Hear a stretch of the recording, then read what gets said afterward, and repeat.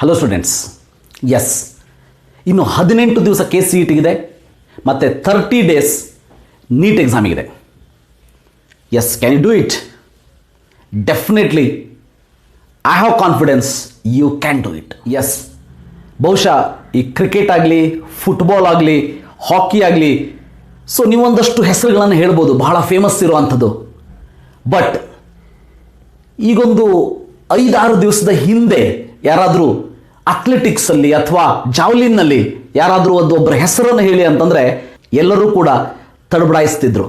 So but ಈಗ ಹೆಮ್ಮೆಯಿಂದ ಹೇಳ್ಕೊತೀವಿ, Neeraj Chopra, he is the one who is done what he thought of.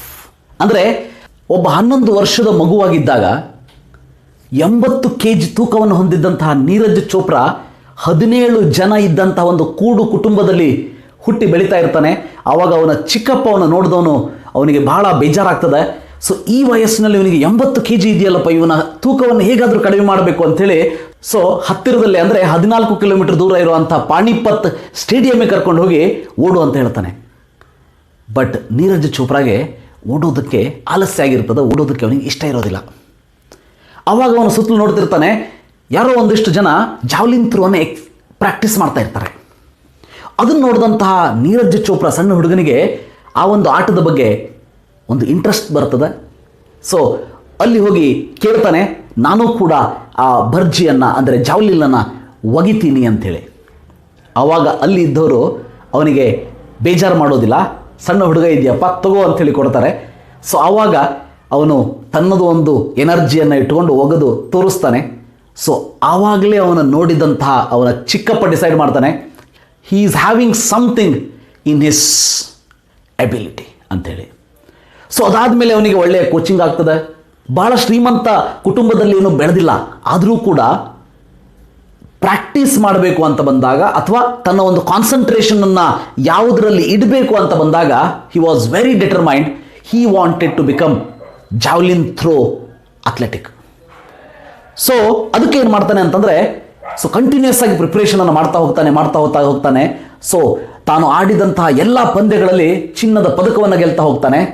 And ಉಳಿದಿದ್ದೆಲ್ಲ history ನಿಮಗೆ ಗೊತ್ತೇ ಇದೆ. ಮೊನ್ನೆ ನಡೆದಂತಹ ಜಪಾನ್ನಲ್ಲಿ ನಡೆದಂತಹ ಒಲಿಂಪಿಕ್ಸ್ನಲ್ಲಿ ಚಿನ್ನದ ಪದಕವನ್ನು ಗೆಲ್ತಾನೆ. ಆ ಚಿನ್ನದ ಪದಕವನ್ನು ಗೆದ್ದ ಮೇಲೆ ಅವನು ಹೇಳ್ತಾನೆ, ಸೊ ನಾನು ಚಿನ್ನದ ಪದಕವನ್ನೇನು ಗೆದ್ದುಬಿಟ್ಟೆ, ಬಟ್ ನನ್ನ ಮುಂದಿನ ಗುರಿ 90 ಮೀಟರ್ನ ದಾಟೋದು ಅಂಥೇಳಿ. ಸೊ ಮೊನ್ನೆ ನಡೆದಂಥ ಒಂದು ಇಂಟರ್ವ್ಯೂದಲ್ಲಿ ಒಂದು ಮಾತನ್ನು ಹೇಳ್ತಾನೆ, which I liked very much. ನಾನು ಒಲಿಂಪಿಕ್ಸ್ಗೆ ಯಾವುದೇ ಅಥ್ಲೆಟಿಕ್ಸ್ ಆಗಲಿ, ಯಾವುದೇ ಸ್ಪೋರ್ಟ್ಸ್ ಪರ್ಸನಿಗಾಗಲಿ ಒಲಿಂಪಿಕ್ಸ್ನಲ್ಲಿ ಭಾಗವಹಿಸಬೇಕು, ಅದರಲ್ಲಿ ಪದಕವನ್ನು ಪಡಿಬೇಕು ಅಂತಂದರೆ ಭಾಳ ದೊಡ್ಡ ಕನಸು. ಅವನು ಹೇಳ್ತಾನೆ ಒಂದು ಇಂಟರ್ವ್ಯೂದಲ್ಲಿ, ಸೊ ಇದೆಲ್ಲ ಸಾಧನೆ ಮಾಡೋದಕ್ಕೆ ಹೇಗೆ ಸಾಧ್ಯ ಆಯಿತು ಅಂತಂದರೆ, ಒಲಿಂಪಿಕ್ಸ್ನಲ್ಲಿ ಅವತ್ತಿನ ದಿವಸ ನಾನು ಜಾವ್ಲಿನನ್ನು ಕೈಯಲ್ಲಿ ಹಿಡ್ಕೊಂಡು ಓಡಬೇಕಾದ್ರೂ ಕೂಡ I was thinking I can do it, ನನಗೆ ಕಾನ್ಫಿಡೆನ್ಸ್ ಇದೆ. ಮತ್ತು ಇದು ಅಂದರೆ ಒಲಿಂಪಿಕ್ಸೇ ನಡೀತಾ ಇದೆ, ದಿಸ್ ಈಸ್ ಅನದರ್ ಇವೆಂಟ್ ನನ್ನ ಲೈಫಲ್ಲಿ ಅಷ್ಟೇ. It is not a very big event. ಭಾಳಷ್ಟು ಜನ ವಿದ್ಯಾರ್ಥಿಗಳು ನಾವು ಮಾಡುವಂಥ ತಪ್ಪೇನು, ಭಾಳಷ್ಟು ಜನ ವಿದ್ಯಾರ್ಥಿಗಳು ಹೇಳ್ತಾರೆ, ಸರ್ ನನಗೆ ಎಕ್ಸಾಮ್ ಟೆನ್ಷನ್ ಆಗ್ತದೆ, ಏನು ಮಾಡಬೇಕು ಅಂತೇಳಿ. ಎಕ್ಸಾಮ್ ಟೆನ್ಷನ್ಗೆ ಒಂದೇ ಒಂದು ಸೊಲ್ಯೂಷನ್ ಅಂತಂದರೆ, ಅವತ್ತಿನ ಆ್ಯನ್ಯುವಲ್ ಎಕ್ಸಾಮ್ ಇರಲಿ, ಅವತ್ತಿನ ನೀಟ್ ಎಕ್ಸಾಮ್ ಇರಲಿ, KCET ಎಕ್ಸಾಮ್ ಇರಲಿ, ಅದನ್ನು treat it as just another exam in your life. He did the same. Neeraj Chopra ಮಾಡಿದ್ದು ಕೂಡ ಅದನ್ನೇ. ಏನು ಅಂದ್ಕೊಂಡಿದ್ದ ಅಂತಂದರೆ, ಅವತ್ತಿನ ದಿವಸ ಒಲಿಂಪಿಕ್ಸನ್ನು ಕೂಡ ಇನ್ನೊಂದು ಇವೆಂಟ್ ಅಂತ ತಿಳ್ಕೊಂಡ, ತನ್ನ ಎನರ್ಜಿಯನ್ನು ಹಾಕಿದ. ಅವನಿಗೆ ಅವನ ಮೇಲೆ ಕಾನ್ಫಿಡೆನ್ಸ್ ಇತ್ತು, ಐ ಕ್ಯಾನ್ ಡೂ ಇಟ್ ಅಂತ ಇತ್ತು. ಆ್ಯಂಡ್ ರಿಮೆಂಬರ್, ಇವೆಲ್ಲದರ ಹಿಂದುಗಡೆ ವರ್ಷಗಟ್ಟಲೆ ಮಾಡಿದಂತಹ ಪರಿಶ್ರಮ ಇತ್ತು. That is very important. ಬಹಳ ಜನ ವಿದ್ಯಾರ್ಥಿಗಳು ಕೇಳ್ತಿರ್ತಾರೆ, ಸೊ ಈಗಲೂ ಕೂಡ ಸರ್ ನಾನು ಇವತ್ತಿನಿಂದ ಓದೋದಕ್ಕೆ ಸ್ಟಾರ್ಟ್ ಮಾಡಿದರೆ 1000 ಕೆಳಗೆ ರ್ಯಾಂಕ್ ಬರ್ತದ, 500 ಕೆಳಗೆ ರ್ಯಾಂಕ್ ಬರ್ತದ ಅಂತೇಳಿ. ನಿಮ್ಮ ಸತತ ಪರಿಶ್ರಮ 1 ವರ್ಷ 2 ವರ್ಷದಿಂದ ಇಲ್ಲ ಅಂತಿದ್ರೆ, so how can you get that rank? So ಇಲ್ಲಿ ಭಾಳ ಇಂಪಾರ್ಟೆಂಟು. ನಾವು ಕಲಿಯಬೇಕಾಗಿರುವಂಥ ಒಂದು ಪಾಠ ಅಂದರೆ, ವಿದ್ಯಾರ್ಥಿಗಳು ಕಲಿಯಬೇಕಾಗಿದ್ದಂಥ ಒಂದು ಪಾಠ ಅಂತಂದರೆ ಸತತ ಪರಿಶ್ರಮ.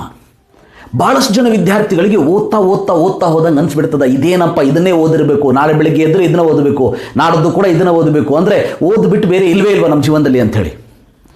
ಏನನ್ನಾದರೂ ಸಾಧನೆ ಮಾಡಬೇಕು ಅಂತಂದರೆ ಅದಕ್ಕೆ ತಕ್ಕಂತಹ ಕನ್ಸಿಸ್ಟೆಂಟ್ ಪರ್ಫಾರ್ಮೆನ್ಸ್ ಬೇಕೇ ಬೇಕು, ನಮಗೆ ಪ್ರಾಕ್ಟೀಸ್ ಬೇಕೇ ಬೇಕು. You keep yourself in his place. Just ಅಂದ್ಕೊಳ್ಳಿ, ರಾತ್ರಿ ಮಲಗೋದು, ಬೆಳಗ್ಗೆ ಹೇಳೋದು, 5 ಗಂಟೆ 4 ಗಂಟೆಗೆ ಹೇಳೋದು, ವ್ಯಾಯಾಮ ಮಾಡೋದು, ಮತ್ತೆ ಜಾವ್ಲಿನ್ ತೊಗೊಂಡು ಒಗೆಯೋದು, ಅದೇ ಪ್ರಾಕ್ಟೀಸ್, ಬೆಳಗಿನ ಸಂಜೆವರೆಗೆ ಅದೇ ಪ್ರಾಕ್ಟೀಸ್ ಮಾಡೋದು. ಸೊ ಅವನಿಗೂ ಕೂಡ ಅನ್ಸಿರ್ಬೇಕಾಗಾದ್ರೆ ದಿವಸ ಬೆಳಗ್ಗೆ ಎದ್ದು ಇದೇನಪ್ಪ ಇದೇ ಜಾವ್ಲಿನ್ ಥ್ರೋನ ಒಗೆಯೋದು, ಒಂದ್ಸಲ 80 ಮೀಟ್ರ್ ಬೀಳ್ತದೆ, 70 ಮೀಟ್ರ್ ಬೀಳ್ತದೆ, 85 ಮೀಟ್ರ್ ಬೀಳ್ತದೆ. ಸೊ ಯಾವಾಗ what is the end for this ಅಂಥೇಳಿ ಅವನಿಗೂ ಕೂಡ ಅನ್ಸಿರ್ಬೇಕಾ? ಬಟ್ ಅನಿಸಿದಂತಹ ದಿನ ಅವನ ಪರ್ಫಾರ್ಮೆನ್ಸ್ ಕಡಿಮೆ ಆಗಿರ್ತದೆ ಮೈ ಡಿಯರ್ ಸ್ಟೂಡೆಂಟ್ಸ್, ಗೊತ್ತಿರಲಿ. ಸೊ ಈ ಸಾಧನೆಯನ್ನು ಮಾಡೋದಕ್ಕೆ ಮೇನ್ ಇಂಪಾರ್ಟೆಂಟ್ ಕಾರಣ ಅಂತಂದರೆ ಅವನಿಗೆ ಇದುವರೆಗೂ ಆ ರೀತಿ ಅನಿಸೇ ಇರಲಿಲ್ಲ. ನೀವು ಕೇಳ್ಬೋದು ಸರ್ ನಿಮಗೆ ಗೊತ್ತಾಯಿತು ಅಂಥೇಳಿ. ಹಾಗೇನಾದರೂ ಅನಿಸಿದ್ದೇ ಹೋದಾದರೆ ಇವತ್ತಿನ ಆ ಸಾಧನೆ ಅವನಿಂದ ಸಾಧ್ಯ ಇರ್ತಿರಲಿಲ್ಲ. ನೆನ್ಪಿಟ್ಟುಕೊಳ್ಳಿ ವಿದ್ಯಾರ್ಥಿಗಳೇ, ಅಂದರೆ ನಾವು ದಿವಸ ಬೆಳಗ್ಗೆ ಎದ್ಕೊಂಡು ಅದನ್ನೇ ಮಾಡಬೇಕು ಅಂದರೆ ಅದನ್ನು ಮಾಡೋದ್ರಿಂದ ಮಾತ್ರ ನಮ್ಮ ಗುರಿಯನ್ನು ಮುಟ್ಟೋದಕ್ಕೆ ಸಾಧ್ಯ ಇದೆ ಅಂತಂದರೆ ನಾವು ಅದನ್ನು ಮಾಡಲೇಬೇಕು. Remember that always. ಸೊ ಇನ್ನು 18 ದಿನ ಇದೆ ಸರ್ KCETಗೆ, ಏನು ಮಾಡಬೇಕು? ಸೊ ಏನು ಇಷ್ಟು ದಿವಸ ಕುತ್ಕೊಂಡು ಓದಿದ್ದೀರಿ ಅದನ್ನು ಒಂದ್ಸಲ ರಿವೈಸ್ ಮಾಡಿ, ಎಕ್ಸಾಮ್ಸ್ಗೆ ಮಾಕ್ ಟೆಸ್ಟ್ಗಳನ್ನು ಬರೀರಿ. ಸೊ ನಿಮ್ಮ ಕರೆಕ್ಷನನ್ನು, ನಿಮ್ಮ ತಪ್ಪನ್ನು ಕರೆಕ್ಷನ್ ಮಾಡ್ಕೊಳ್ಳಿ. ಇದರ ಜೊತೆಗೆ ಪ್ರತಿದಿನ ನಿಮ್ಮ ಜೊತೆ ನೀವು ಮಾತಾಡ್ಕೊಳ್ಳಿ. You have that ability, you will do it ಅಂಥೇಳಿ ನಿಮಗೆ ನೀವು ಕಾನ್ಫಿಡೆನ್ಸನ್ನು ತುಂಬಿಕೊಳ್ಬೇಕು. Then it is possible. NEET 30 days ಇದೆ, ಏನು ಮಾಡಬೇಕು ಅಂತಂದರೆ ಇದೇ ಸೇಮ್ ನೀಟಿಗೂ ಕೂಡ ಫಾಲೋ ಮಾಡಿ. ಸೊ ದಿವಸ ಇವತ್ತಿನಿಂದ ದಿವಸಕ್ಕೆ 12 to 14 ಅವರ್ಸ್ ಸ್ಟಡಿ ಮಾಡಿ.